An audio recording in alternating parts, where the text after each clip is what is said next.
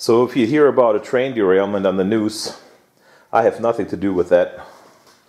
Just that one up front. We're going to make an anvil out of this, home built here, out of this piece of railroad track. I laid something out with a soapstone, roughly where I want to be.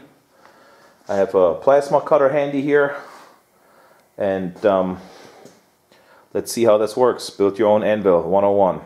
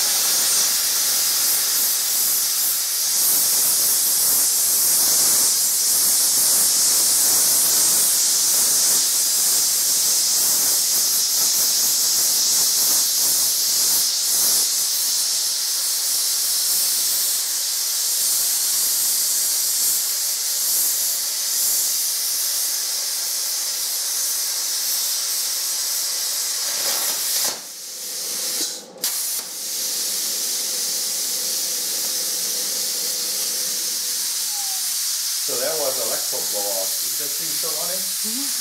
Good. Really back it up. Leave it run.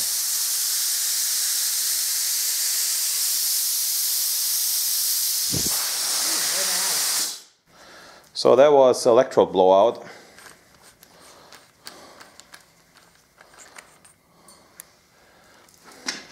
See, half of that electrode is gone.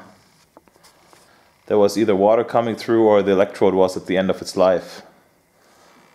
So after all this preaching about air dryers, there's a max dry mounted on the wall here, and that plasma cutter is hooked into the regular utility line, not even going through there.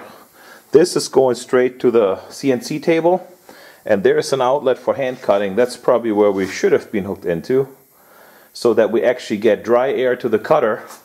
That blowout probably just cost us about 20 bucks for electrode and nozzle because of some water going through there.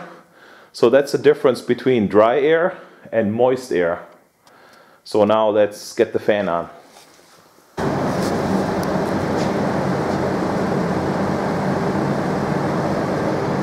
So much better, venting the plasma fumes right out of here.